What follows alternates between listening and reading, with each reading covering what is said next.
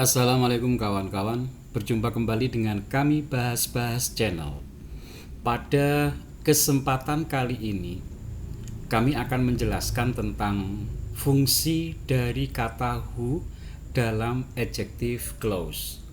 Sebelum dijelaskan terkait dengan adjective clause, kami ingin mengajak Anda untuk menyimak kembali bahwa who di sini akan disebut sebagai question word bila setelah who ini nanti ada tanda tanya.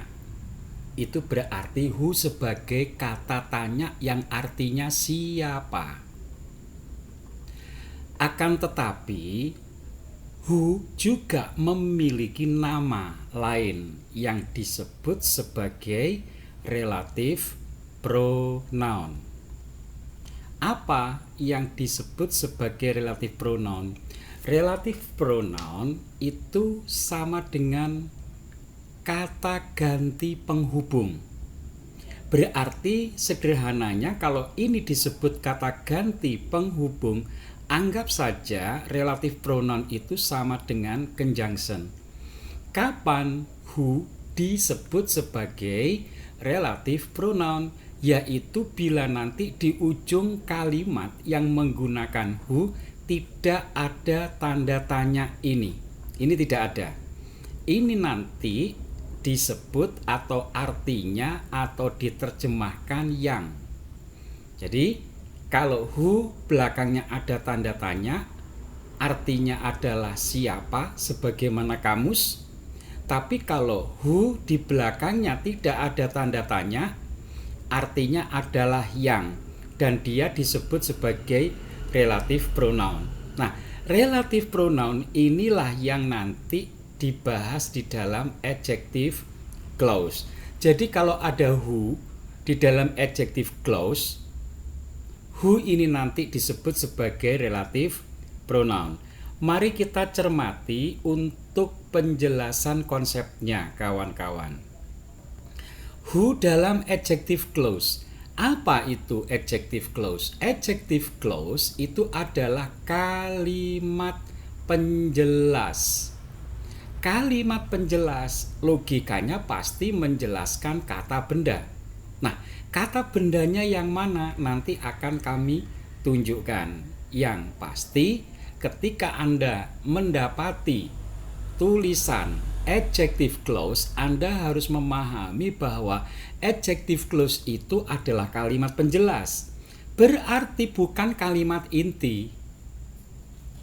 Oke, karena dia kalimat penjelas, berarti pastinya menjelaskan kata benda. Baik itu nanti orang maupun benda mati. Yuk kita simak asal usul yang namanya adjective clause. Langkah-langkahnya kawan-kawan. Langkah yang pertama, buat dua kalimat tunggal terlebih dahulu. Nah, ini ada dua kalimat tunggal. Apabila dua kalimat tunggal ini nanti digabung akan menjadi adjective clause. Bila digabung harus menggunakan relative pronoun who. Kenapa kok harus menggunakan who yang mana artinya adalah yang? Ya karena di sini ada subjek yang menyatakan orang. Ini adalah subjek orang. Kalau subjek orang bila nanti digabung dengan kalimat atasnya, kita harus menggunakan who. Jadi si ini harus diganti dengan who. Si ini siapa? Si ini mengacu ke kalimat pertama. Siapa orang yang ada di kalimat pertama? Berarti kan Susi. Saya ulang lagi. Anda harus menggunakan who bila mau menggabung dua kalimat ini.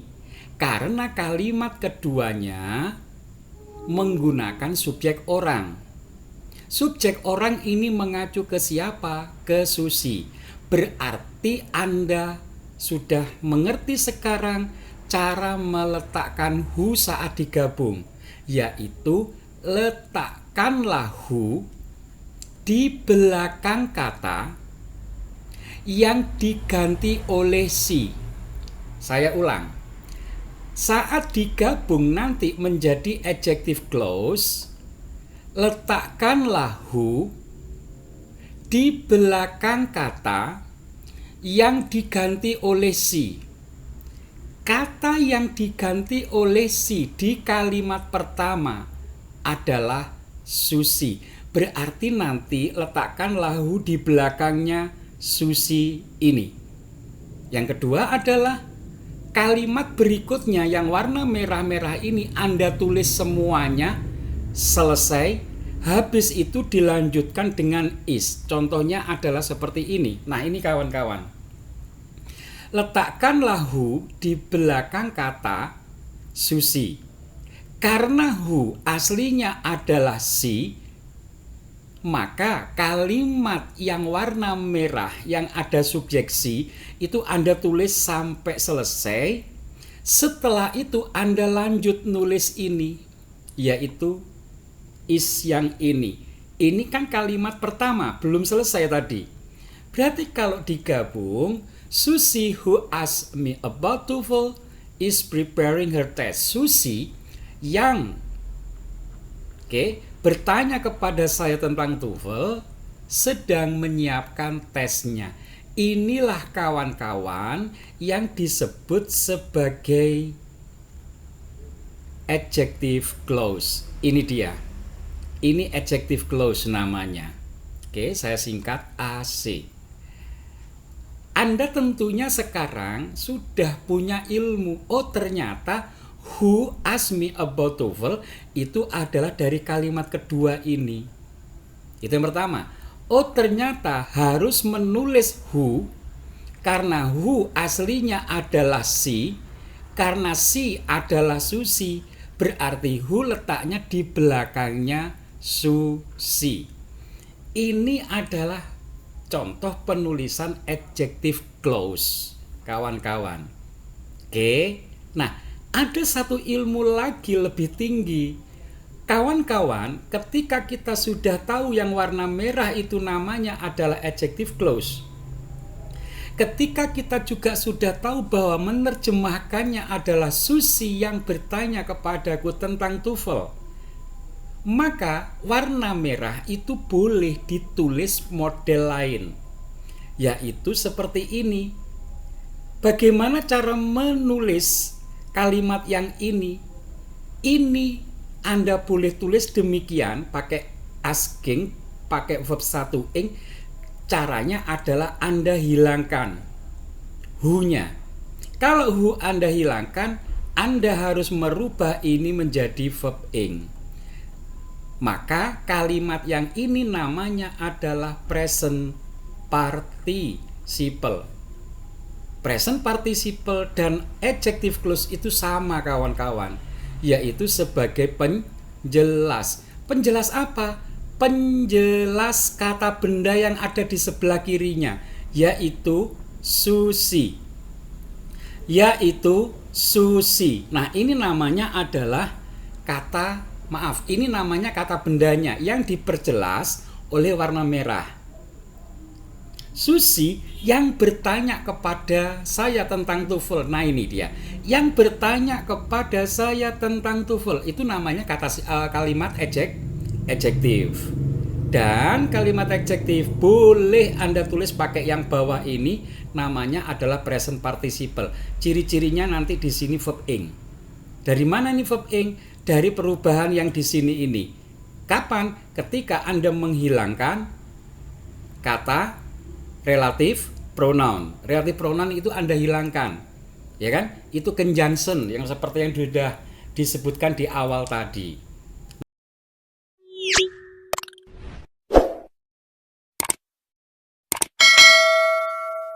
Nah, kawan-kawan, kami buatkan contoh satu lagi. Asal-usul adjective clause dengan model yang berbeda. Bedanya di mana? Anda perhatikan. I met Susi. Coba Anda perhatikan di sini, Susinya di kalimat ini sebagai objek. Sementara di kalimat yang ini kawan-kawan, Susinya di sini sebagai subjek. Ini nanti juga ada perbedaan sedikit, tetapi secara konsep sama.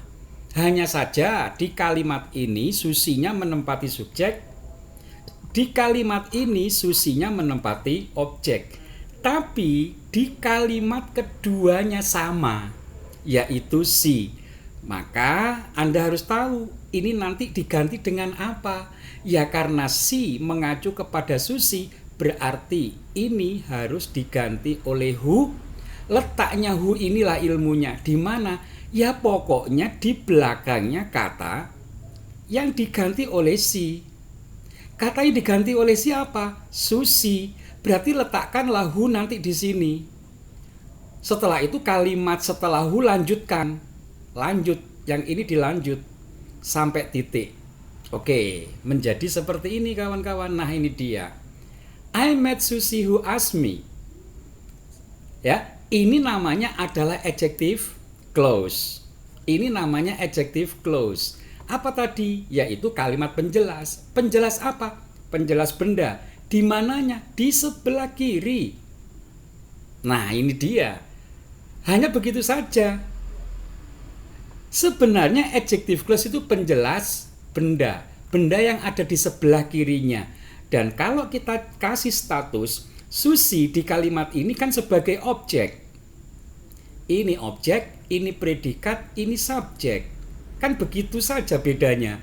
Sementara di kalimat yang di sini tadi, Susi sebagai subjek, is sebagai predikat, ini sebagai objek. Hanya beda tempat.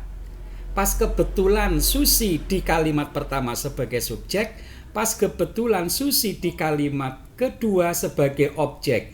Akhirnya tampak adjective clause-nya itu di belakang gitu. Kalau siswa menyebutnya adalah ini kenapa kok adjektifnya di belakang? Ya karena Susinya sebagai objek. Terus yang sebelah sini, kalimat sederhananya, kenapa ya kok di sini who-nya ada di tengah? Yang adjective clause ini kenapa kok ada di tengah? Ya karena Susinya sebagai subjek. Hanya begitu saja. Ini juga bisa ditulis pakai present participle, yaitu Anda hilangkan ininya menjadi verb ing. Maka jadilah seperti ini. Artinya gimana? Ya tetap artinya sama, yang me atau yang ber. Di sini tadi gimana? Ya sama, yang me atau yang ber. Sama dengan yang tulisan ini yang ada who-nya ini. Who tadi kan artinya yang. Begitu kawan-kawan ya. Nah, kawan-kawan semuanya, materi ini sebenarnya untuk anak-anak SMA. Bila Anda merasa diri bahwa Anda anak SMA, Anda harus menguasai materi ini. Ya. Kalau Anda pengen belajar lebih lanjut, silakan Anda lihat nomor WA yang ada di deskripsi itu. Bisa langsung menghubungi kami barangkali Anda ingin belajar bahasa Inggris bersama kami. Oke, itu iklannya. Gitu ya. Oke kawan-kawan, saya akan memberikan trik jitu cara mengerjakan soal dengan cepat apabila Anda ketemu materi ini. Triknya adalah begini kawan-kawan. Oke. Nanti Anda ditanya, yang tengah itu, Anda ditanya isinya apa di sini ini. Caranya gampang. Coba Anda perhatikan nanti dalam hitungan detik selesai. Kawan-kawan, kalau titik-titiknya nanti di sini, Anda lihat di sini pasti orang. Entah dia nanti sebagai subjek, entah dia nanti sebagai objek. Kita nggak ngurusi objek subjek, pokoknya pasti orang. Kalau di sini orang, terus di sini titik-titik Anda ditanya isinya nanti apa, maka Anda lihat di sininya predikat. Maka jawabannya pasti who. Oke, jawabannya pasti who. Kalau di sininya predikat. Predikat itu sebagaimana Anda tahu bahwa predikat itu bisa berupa model yang misalnya will, bisa berupa to be, is ma, bisa berupa verb. Nah pokoknya nanti predikatnya berupa ini, maka jawabannya adalah who. Oke, Jawabannya adalah who. Kita ambil contoh soal seperti ini. Apa susahnya soal ini? Anda lihat, ini orang. Ini adalah predikat berupa verb. Maka jawabannya pasti who. Nah, seperti itu saja. Lagi, di sini ada predikat, yaitu verb. Di sini ada predikat, terus di sini ada orang. Apalagi jawabannya kalau bukan who. Maka hanya begitu saja kawan-kawan. Untuk mengerjakan soal ini dalam hitungan detik, selesai. Terima kasih, itu saja dari kami, semoga bermanfaat. Kami akhiri, wassalamualaikum warahmatullahi wabarakatuh.